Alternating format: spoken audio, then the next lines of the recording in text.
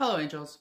I've got a great new album to recommend you, which, spoiler alert, is going to be happening a few times in the coming weeks as we hit the stride of a really, really intense and pretty great, so far, series of release weekends. But unsurprisingly, today we are going to talk about the new Jenny Hval album, Iris Silver Mist.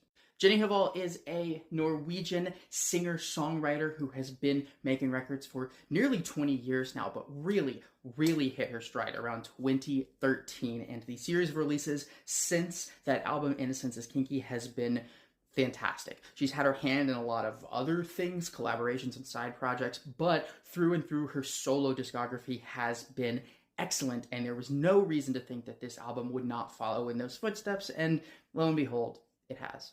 This album was billed as a sonic indulgence into smells, scents, and the feelings that they're capable of evoking, and lead single To Be a Rose does just that, collating literal smells with the nostalgia that they're capable of evoking in a really interesting way. And another defining motif of this record is a interrogation of what it means to perform, an interrogation of performance and what makes something a performance and something a performer. And though Jenny approaches this with her typical personal vulnerability and a poetic abstraction to the lyrics, it's hardly a dissertation, she does manage to regularly refract those questions back onto the listener. So this is definitely an album that is really rewarding to engage with thematically, as it will ask you to ponder questions that not a whole ton of other records are going to make you think about.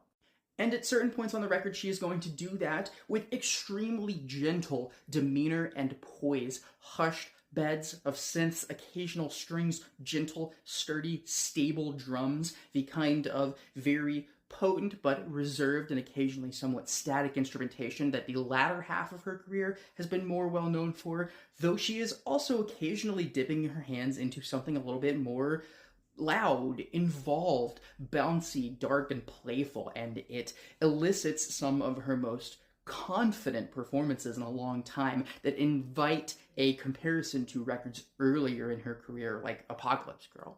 So yeah, on this new record, Jenny Hval does it again. Another great release that I like a lot. Another series of reserved but very introspective and interesting singer-songwriter efforts from a truly captivating and inspiring writer. She continues to ask great questions and do so in a very beautiful, very whimsical fashion.